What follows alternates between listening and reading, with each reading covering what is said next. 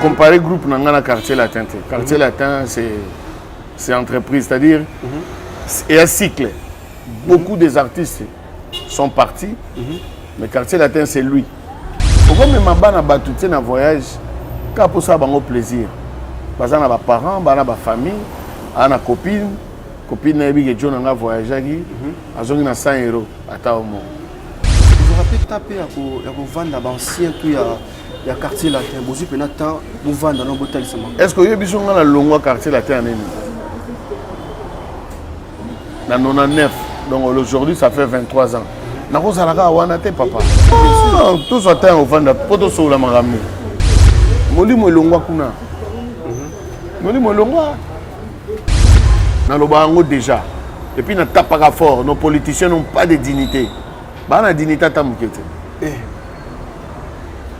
Bon, il y a bien noté que les politiciens n'ont pas de dignité. Bah, la dignité, bah, la sonité.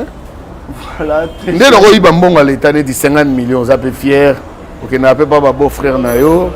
Bah, mon épée a ces mecs qui arrivent. On a des musiciens qui ont bango, des musiciens qui ont bango, des musiciens qui ont organisé un concert qui ont été mais bon, on a surtout les cas.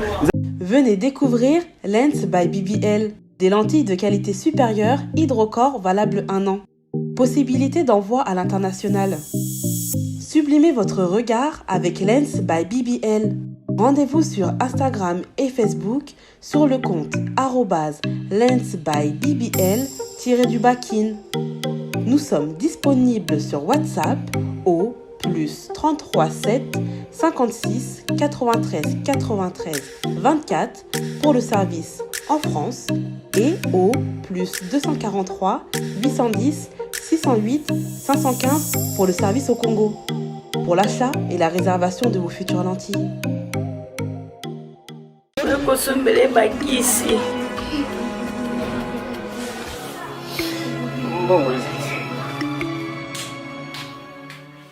Enfin, avec le projet Congo Mokili Mavros, bayeli biso gratuité à santé. Bazali kotonga ba centre de santé na ba quartier inhospitalier ya ville ya Kinshasa. Nyonso ekozala ya ofele. Misala ebandi déjà na Kindele pe na Maluku. Yope sala lokola baninga na 10 €, 100 €, 1000 € na yo. Contribuer pour na kosunga bandeko na Kinshasa. Tala na se ya vidéo na description okomona lien ya cagnotte. Cliquez lien ya cagnotte et kofungolela la page oyo. Cliquez na je contribue. Otie montant au kokoka. Aucun mode ya paiement, soit PayPal, ton compte bancaire. Congo Mokili avec le projet Mavros, bayeli biso gratuité à 100. Les courages n'a pas d'âge, c'est la toute personne qui nous regarde à ces moments. C'est votre jeune journaliste d'investigation, et donc Binta, très m'a dit tonton H, vu connaissance en tout cas, de vous informer à temps réel, vu que tous à la Kabongo, pour être topé Sabino, Mambi Matali d'actualité, Néango dans mon colombo les loyo, le cas de Messanoa, des poètes Botina Kabiso. Mami mateli d'actualité musicale namoko ya ba leader namoko ya ba sala combo. Il s'agit de Sam Chintou. Monsieur Sam, bonjour. Bonjour. Bonne santé. Ouais, santé ça va, Nzamba Zobatela, tout ça na biso na rata Zahir. Na rata RDC. Na rata RDC, ça va. Vous avez pris du poids. Hein? Vous avez pris du poids. Oh, c'est l'âge, hein? Ah bon? C'est aussi l'âge. Je ne suis pas jeune. Non, je rectifie. Je n'ai plus de 30 ans. J'ai pris quand même de l'âge. Mais quand même, tu es jeune, non? Mais bien sûr, je suis jeune. Je suis un jeune homme. Mais c'est ça, alors aujourd'hui, c'est ma première fois en tout cas de te recevoir dans mon émission, bien sûr. Alors j'aimerais, est-ce que toi, sur la format PMB, que tu sens à l'aise tu me réponds comme il faut, bien sûr. Parce que la question est Ali Bongo Yangai, mais tout n'est Ali ailleurs. Les Alara, bon, échange. Ça va. Les Alara, la question est à un journaliste. Moi, je ne fais que répondre. Comment Makamuro est par rapport à l'orchestre? L'orchestre Koutinga va te répéter à Awa, Nadiantoti là, tous les jeudis. Mais mardi, mercredi, on a répété à félicité, coulisses, place de l'amba, à plan. Petit à petit, on avance. Hein. Tu sais, tenir un groupe Nakin, les ablagtés. Hein. Les ablagtés, pas de sponsors, mais les artistes viennent à la répétition. Il faut leur payer des transports. Moutaros à la Belly, il faut s'en occuper, il faut s'occuper de lui, tout ça. Donc, ça va. La chance, c'est que tous les clics, l'impression à Baninga Malam. Donc, ça va, je connais bien. Mais tu le blapé par rapport à Baklik et à Baninga Malam, parce que dans vos émissions précédentes, vous parlez toujours il y a Baninga Malam. Il y aura une petite question là-dessus, mais aujourd'hui... Mais la vie, il faut que Baninga Malam. Pour ça, on a dit que Baninga Malam est boloko. Même à temps où maté, bakoko solo pe makambo bakangio injustement. Baninga Malam va défendre yo. Les ndenge biso tozabo to uta perdre un de nous moninga Malam mo na mbinza lingana gi Dadou Vandom. Tozalaki wana donc c'est-à-dire wana kutu ami d'enfance moninga Malam, c'est-à-dire de tous les temps, de tous les jours, na ba répétition, na ba concert, c'est-à-dire l'un de mes proches, c'était un ami. Banan ba olela yo, Baninga Malam. Soko ke robala neti bino za ba jeune boyena no balite. Ngolo robala. Moi ba osel ba bosangisolo mo on tikele pour no bal. So za na badi. On tikele, ça veut dire moi fa fiot lo chocho. So za na Baninga Malam muté. Ya mobulu et puis na libala ba bengi saka pena par famille ba bengi saka Baninga Malam. Oya yo, pas proche. Et pas non, Moninga Malam Azanani. Non, Moninga Malam Azamuto Azano sincère. Oh, so ça un problème, à émission Malamoro, nous connaissons nos solo libo. Voilà ne Moninga Malam. Muto alo bagana sima mukonga Moninga Malam. Baninga Malam, c'est des gens vrais. Mais l'un de Moninga Malam, par rapport à l'investigation à Sali, balobi que non, Sam Chintou, oui, aux Arabes Baninga Malam, c'est bien bon, mais deux fois ceux qui va produire au conseil, tu te fâches directement. Là, j'écoute beaucoup. Je n'ai plus 20 ans, papa. Tout ça, si on a 20 ans, 22 ans, on a oublié ta musique. Non, tu montres trop la vie. Bon, par rapport à mon âge, pour Bakoulou, tu peux aller, grand-père Bayali, président Jossa, on peut moniter trop. C'est-à-dire, Bishop peut te moniter moins trop. Donc à l'âge, moi je passe. Piana. Mais bien sûr, c'est notre génération. Tout le monde est trop, est-ce que les lopénas beaucoup à conseil? Conseil, bah, soit à caca. Bah, tout le monde comment que les conseil pas pasteur. Nous avons pasteur, nous avons mécato. Mécato, on a trop proverbe. Ils ont saisi le langage de Néni, ils ont quinoa Néni. Bien sûr, mais ils ont trop proverbe parce que bateau la Bisso c'est partout dans le monde. Je me dirais, est-ce que au simplifier le langage, nous allons un peu clair. Donc, il y a un jeune Akin. Mais au début, le langage est bien sûr, on a un jeune Akin, mais au bas de la Bisso, c'est pas ça. Mais on a dit que le pasteur va skier fort. Conseil est bien, Bazoaraka. On reçoit pas conseil, il arrête à taxi bus. On reçoit conseil, ok, na rota la master na yo, maman na yazo teaye. Yo poso chalitoit. Ok, ne bazo conseiller, camarade na yo, bon ah. Tous les jours dans la vie, on apprend. On apprend aux autres l'émission, on écoute na likamo ya bien, on écoute la film, on arrête la film, on a tiré quelque chose. Dans l'environnement, on a conseil. Dans l'environnement, mais na baninga ba malam noto za non kawana baninga malam aujourd'hui na trop ngai na yoka conseil trop j'ai des amis tam son ngo sal gamba bité oyo tembala moko na décider nga moto na carrière ya Sam Chitou baninga malam ba apporter pendant les années quand tu te dis que non moi aujourd'hui je suis Sam Chitou du côté ya baninga malam apport na bango dans apport est belé apport est belé faut tout ça la boye baninga malam. Parce qu'on a évolué dans le groupe Moya Mounene, il y a un grand artiste, il y a Congo, il y a Afrique, il y a monde. On a côtoyé beaucoup de gens dans la vie. Là, tu parles de partout dans le monde. Oui, il fallait que tu aies un combo. C'est-à-dire, Tambolitro, Gabon, Abidjan, Ouganda, Kenya. Tanzanie, Zimbabwe, Namibie, Botswana, Angola, partout, tous les cas, Mali, Burkina, c'est-à-dire, on a appris. On a appris, tout le monde. Tu sais, les plus beaux livres, c'est le voyage. Quand tu voyages beaucoup, tu découvres beaucoup de choses. Mais ce qu'on se voyage à rater, on a raté à Kin. On a Coffret. comment la quinoa qui n'a même pas. C'est-à-dire, Moutabo Tamina Kina qui n'a pas Congo, à Congo central. Peut-être un manque de moyens. Il faut découvrir les choses dans la capitale. Il faut y avoir capitale, au monde la capitale. Donc, c'est ça quoi. Alors, ça, tu viens de dire que non. Orchestre, c'est un groupe d'accompagnement ou soit des pour orchestre? Tu sais, quand tu as groupe, tu as un groupe d'accompagnement, tu as un groupe. Dans un groupe, mais il y a des fois, on a 3 personnes, on a 4 personnes. Je peux voyager avec 2 personnes. Le niveau local.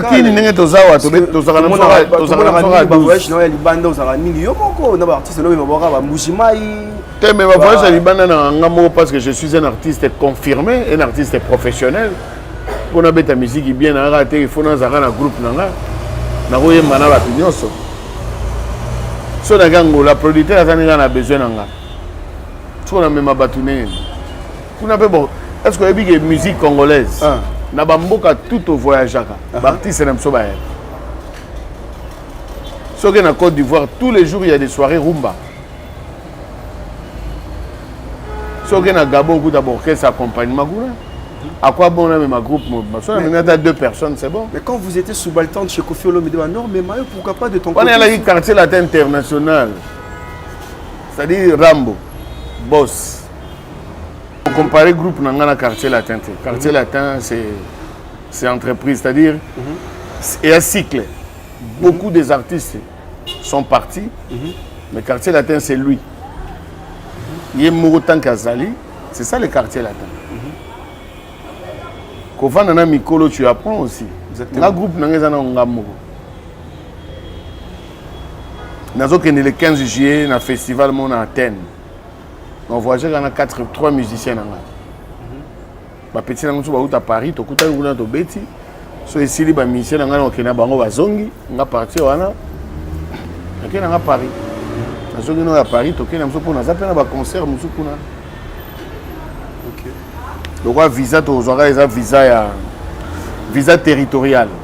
Pour les bango, on a un résident. Pour les bango, on a un visa territorial. Donc, tout ça en Grèce.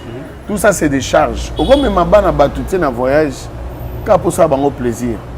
Parce qu'on a des parents, on a des familles, on a des copines.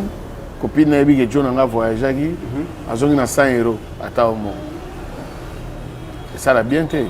Mais si on a moi, là, récolté, ma petite va jouer quelque chose, à Rozonga, à sommer le maman, avec moi cadeau, à me le chéri, moi de haut, moi le cadeau à poto. Donc là, si je comprends bien, pour nous manque de moyens. On peut dire ça. Tes manque de moyens, tes calculs à vie. La place de même à 10 personnes, pour pas on n'a rien, mais il faut même à 3 personnes, pour pas on a moins quelque chose. Là que le monde m'a 10 personnes, c'est ça. Bon, ça dépend de nous réfléchir, mais ça c'est pas une nécessité quoi. Nazana batuna beta na bango na poto ba pro. Ba yebi pe répertoire nanga. Les a 2 concerts, c'est pour 45 minutes. Ils a 2 jours. Na biso caché nango ya combien? Non, là non c'est ma. Ah, pour eux insister, on a dans studio on a insister. On va insister. Non mais on a un peu musu septembre. Nous avons un festival en Italie. On a ce que un grand festival. Et puis, on a profité de agir dans Paris.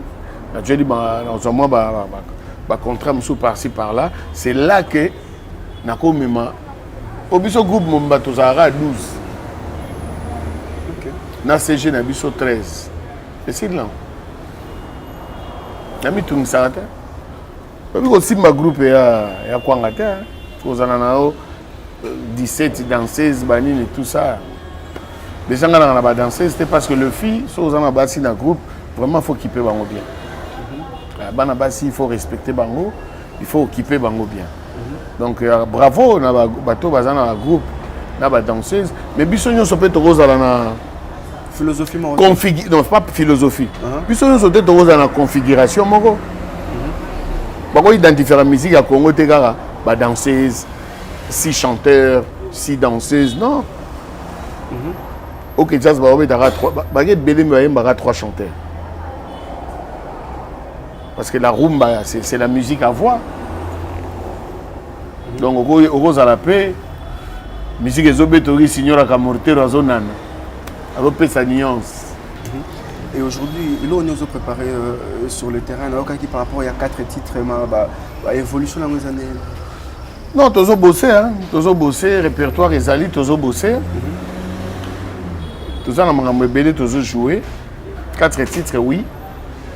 Et c'est Sili Nango Kutu. Mais Robimara, dans le moment où il faut Bima, tu as valorisé peu Banzembo ya Eyoma. Disque mon a Salaki. Bon, juste Bimi après, moi, Covid et Egoya. Vraiment, il y a eu mon boulot. Donc, on est en train de travailler, de bosser, de voir comment on va s'y prendre. On a tout ça, la même public, des amoureux de la bonne musique. Musique est comme la on a matouille. Non, 4 titres, on les a. Générique pesant à 4, c'est simple de nous expliquer comment. Non, il y a la musique exotique. La musique exotique, c'est-à-dire, la générique. Il y a de très très belles chansons rumba. Le style qu'il y a rumba. Rumba, c'est la seule musique qui s'est démodée. Rumba, c'est démodé raté. La rumba congolaise. Maintenant, chez vous, est-ce que vous travaillez seul ou soit vous avez une maison à production? Comment vous mais les lots où le travailler dans la maison de production, c'est que tu ne vas rien produire. Au ça, sur le côté. Monde évolué, toujours bosser avec Baninga Malam. Bato Baninga la bonne musique, Bato va soutenir la musique. Mais côté distribution, il y a une boîte qui va distribuer. Ça, ce n'est pas un souci de ce côté-là. Quelle boîte? Il y a une boîte qui va distribuer la musique au moment opportun.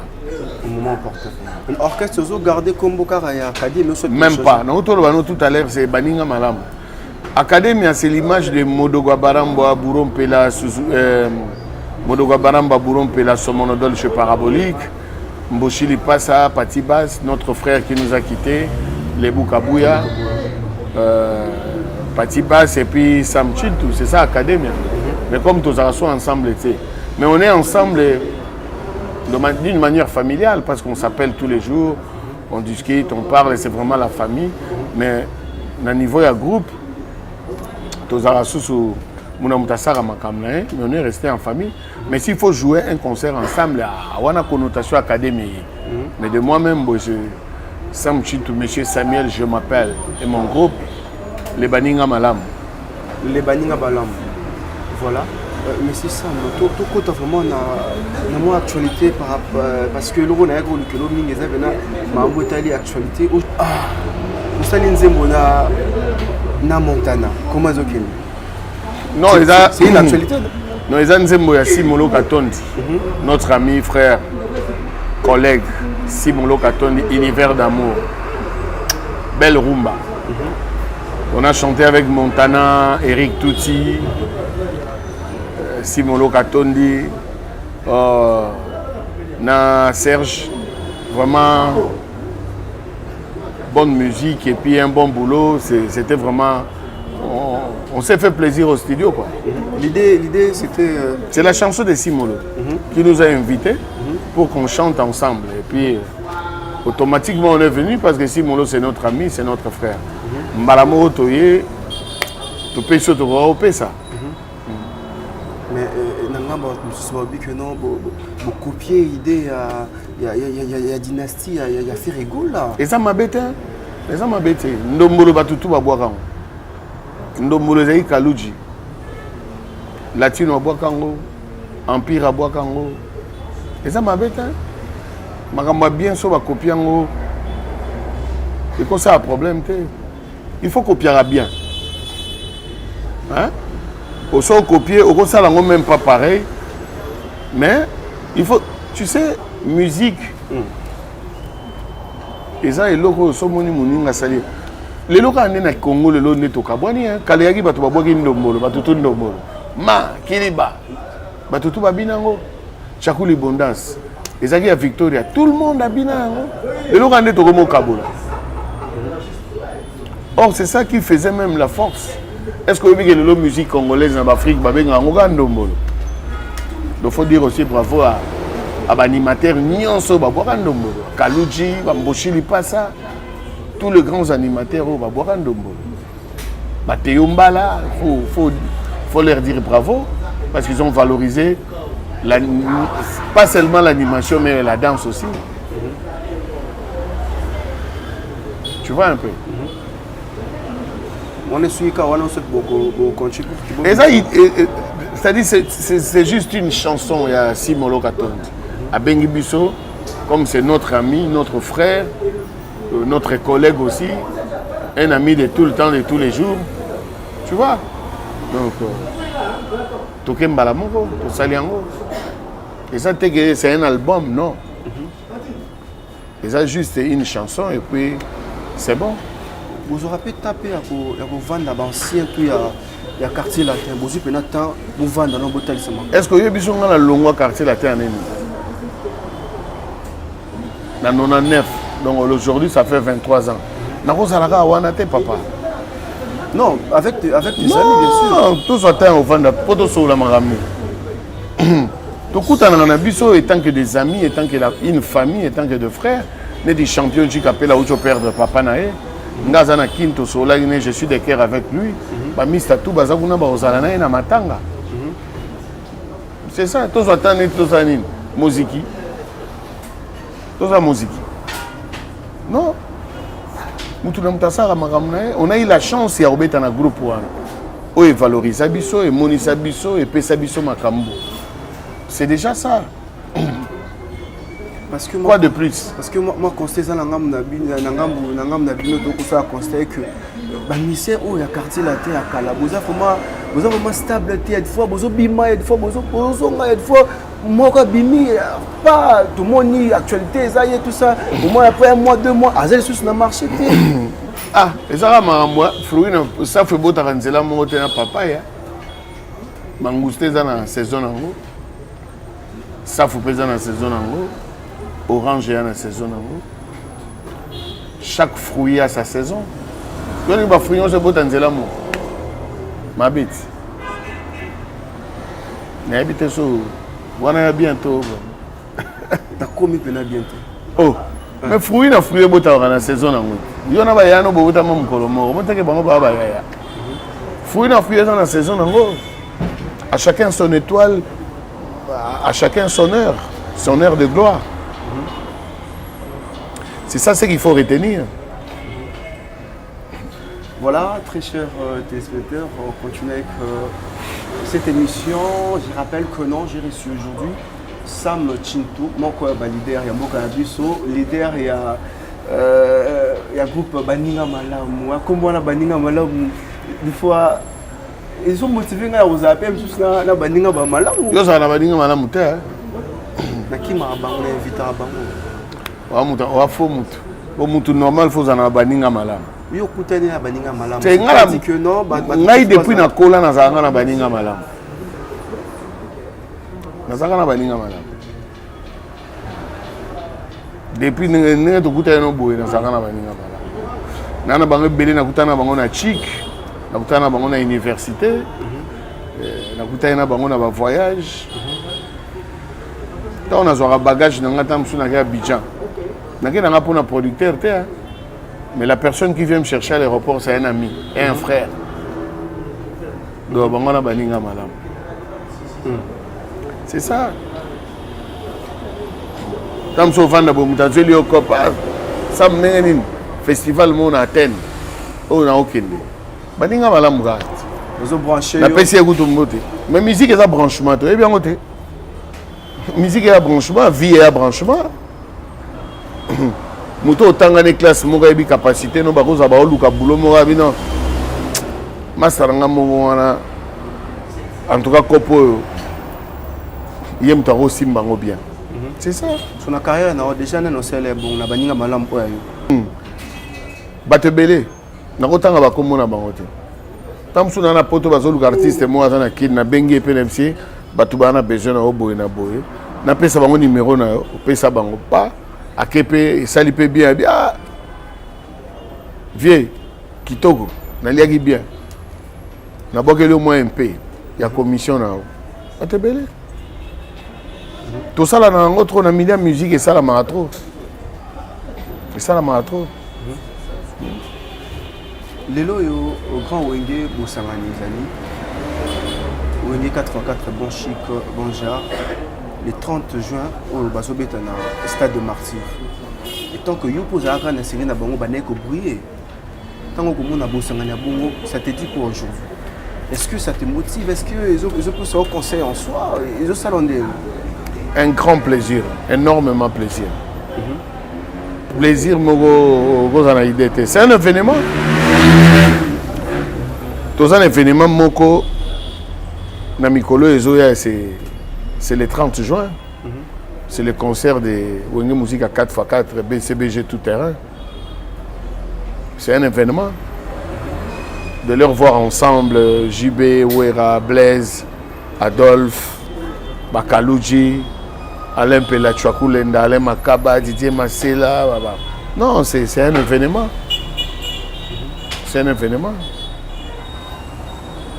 Et puis c'est une bénédiction. C'est une bénédiction. Ça? Mais beaucoup de jeunes, Boye Banagi n'a pas 12 ans, 14 ans, les lobos n'a pas cinquantaine, vous êtes toujours en vie. C'est une grâce. C'est une bénédiction. Pendant les plaisir, les bénédictions et pendant eux, mais peut-être que dans l'interview, il y a ex-patron, si je peux le dire comme ça, mentor, comme aussi voyez l'ambassadeur Kofi Olomide a dit dans ses interviews que Batouné qui soit là, sur le Sénat, il y a imiter le quoi, tandis que ceux qui l'ont posé à Malam, on peut toutefois imiter. Mais il est libre. En plus, c'est un grand. Il est libre de penser, papa. Il est libre. Ce qu'on a ça, n'a contredit rien. Non. On a peine en Oloba, on est libre. Ils sont tous sur le canisa, n'est-ce pas? On a tout fait canisa, n'est-ce pas canisa. Mais oui. Il est libre. Tout le monde a de même invité. Il y a un moment où on a la Mouka, on a FCC. Tous en ensemble, tous en ma parti politique, nous n'en parlons même pas. Mais c'est ça. Parce que Moutouna Moutaza, tout va réfléchir, n'est-ce pas? Moutouna Moutaza n'a vie. Et puis tant qu'il y a le bureau imité, bon, il faut mettre chacun à sa place, quoi. Le respect, il faut y aller. Vous comprenez? Le respect, il faut y aller. Au Bongisi, parce qu'à l'époque, tu n'étais pas comme ça. On sait très bien que non. Mais tu as dit au Bongisa, où Bongisa t'es l'anniversaire, il y a Kofi, il y a Quartier Latin, deux fois, les gens ont déclaré. Sam Chitou dans vos interviews, au Loba, qui ont été comme ça, moi, sister, Cindy les cœurs. Ngaï. Nous avons c'est la gamme à Ernin. 16h-5. Ngaï. Ah! Je suis qui pour que nous avons un orchestre, il y a Quartier Latin. Je suis qui? Je suis parti de là, ça fait 23 ans. Je suis qui? Pendant que Makambo est allé non, non. Je n'ai jamais été hypocrite dans ma vie et je ne le serai pas. Je suis quelqu'un de vrai. Je suis quelqu'un de vrai. Bon, sauf que dans il y a un problème, il y a un problème en Hollande. Tu vois? Il y a un problème en Hollande. Mais dans ça, on a sousté. Moli Molongwa kuna. Moli Molongwa. Quand on a eu 23 ans à Quartier Latin en 2009, toi tu étais où? En 2009, c'était le 23 ans du Quartier Latin, j'étais là. Les gens qui parlent et qui insultent, ils étaient où? C'est ça. En fait, si on a compris des bébés, nos journalistes, mais je te dis la vérité. Je te dis la vérité, Bolingi polémique trop. Déjà, on a un problème à l'Est. Le Congo est attaqué. On est en train de subir une agression. Nous devons tout d'abord apporter notre soutien à l'armée Nabiso. C'est très très. Il y a beaucoup de gens qui ont vraiment soutenir l'armée Nabiso. Nous avons fort à l'Est. Et puis soutenir nos frères et sœurs qui sont là-bas. Tous les jours, ils sont victimes. Pour la richesse, nos ennemis sont connus. L'agresseur Nabiso Toyebi Bango. Mais c'est ça le message. Donc, il faut donner un message à unité. Un message tout d'abord à soutenir l'armée Nabiso. Congo est à moko indivisible. C'est ça. Mais c'est ma Congo de ça. Moyembi soutient à Yé. Vieux Ley, Seigneur Ley, à Yemba Congo. Seigneur Ley. Seigneur Ley à Yemba Congo. Papa Yemba Congo. Papa Yemba. Virambo Yemba Congo. Ils sont nombreux à Yemba Congo. Congo bi surtout à photo Yemba Congo. Notre participation dans Mboko, c'est l'éducation. Maloba ya bien, message ya bien, c'est ça ma participation. Nous sommes obligés, tant que nous sommes obligés, nous sommes incapables de nous aimer. Il faut tous se surpasser. Il faut tous se surpasser, nous devons être ensemble. Tu sais, le jour où les Congolais se mettront ensemble, et ça la décollage à pays et belé à Pémeni Afrique. Même nos politiciens, aucun politicien a levé voix pour dénoncer Marambozo le Ghana Est. Donc, si vous êtes opposants, vous êtes opposés, Tina Marambozo le Ghana Mboka. Donc, vous êtes opposants à Tshisekedi. Même si vous êtes agressé Congo, tu ne peux pas parler parce que tu es opposant. Non. Non. Pourquoi vous êtes opposant? Mais ceux qui Marambo et Talimboka, tu dois parler. Tu dois parler. Dans la démarche, dans le politique, dans le mission, nous déjà. Déjà. Et puis, nous tapons fort. Nos politiciens n'ont pas de dignité. La dignité, c'est bon, il y a bien que les politiciens n'ont pas de dignité. Ils n'ont pas de dignité. Oui. La dignité, la sonité. Voilà. Dès le roi à l'État de 50 millions, ça peut fier. Ok, n'a pas ma beau-frère Nayo. Bah mon épée à ces mecs qui arrivent. On a bino ba musicien boyemba bango, bino ba musicien voir bango, bino musicien ba organiser ba concert bokena kopeta mais moi on circuler quand ça, ils avaient na circuit na bino. Bon, on a ton côté dossier msus. Voilà donc yango tango IGF a bien ces artistes. Jean Goubala souleva qui Kambo ou cholo. OK.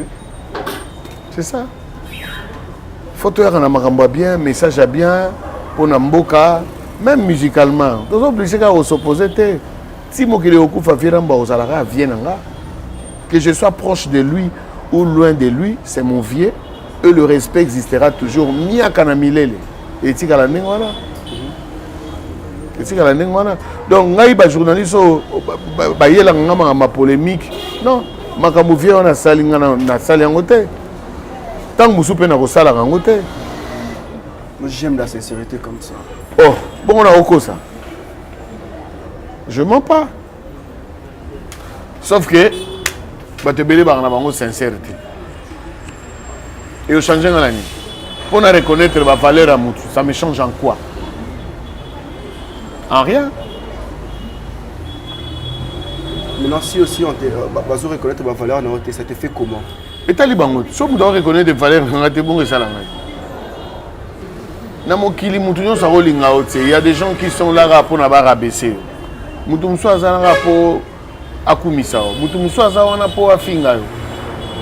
C'est ça le monde, papa. C'est facile. Tu vois que la vie c'est facile. C'est pas facile. Au coup, tu as un Bangkok, Che Guevara étoile négo brillé. Ako brillé. Et puis à ça, la makamouye moraye bien pour yo brillé. Mais le rôle Nzamba za Nzambe. Ata bobombi yango na sanine. Et au monde en a. Merci beaucoup, monsieur Sam. Merci à toi aussi. Votre mot de la fin. Mot de la fin pour la Lelo. On a pas ici bateau balandi biso mbote. Vraiment on est là. Pour soutenir Mboka na biso. Bien que chacun de nous a sa vie naé, a sa pensée naé, mais quand le Congo est agressé, nous devons nous mettre ensemble. C'est ça le plus important. Tokoki ko s'opposer te tina agression ya Mboka bozalaka na camp ya opposition. Je salue tous mes amis à Paris, à Londres, aux États-Unis, à Bruxelles, en Allemagne, donc c'est-à-dire tous les amis de l'Europe, de l'Amérique, de l'Afrique, du côté de l'Asie, on est là. Sam Chindo, monsieur Samuel, je m'appelle. On est ensemble. Voilà, très chers téléspectateurs, c'était là Sam Chitou, monsieur Samuel avec lui, to Betty. Mambi Matali, actualité musicale. Alors, Toko Mbongo Nasuka. Quant à moi, j'ai dit merci à toi derrière la caméra, tonton Imak Makengo en tout cas. Merci pour les boulots. Big up aussi à toi depuis Paris. Je vois comme ça Karine Yama, Maman Fatou Ilunga, la reine sociale depuis Paris, depuis Londres. Je vois Meries Bomolo, Dabodek, Tremadi, Anami Kakama. Depuis Grèce, je te salue comme ça. Armani Balov en tout cas. Merci beaucoup. Oliver Sass Boulangerie. Et habilement, en tout cas, merci. Depuis Soudaf, je vois Parfum de Femme, Jancy Bavoudi. Hein, depuis aussi quelque part, je te salue. Tu es tellement belle, tellement belle avec une très belle taille. Je te salue comme ça. Nadette et Boma Koumaboléa. Quant à moi, je vous dis une fois de plus encore, bye chez vous. La maison Stelman vous propose des prestations de qualité pour vos gâteaux de mariage, anniversaire ou autres événements. La maison Stelmag vous propose aussi des gâteaux personnalisés pour vos anniversaires ou autres. Contactez-nous au 06 63 30 36 83 ou encore au 07 81 83 15 74. Vous pouvez aussi nous contacter sur la page Facebook Hostelmag.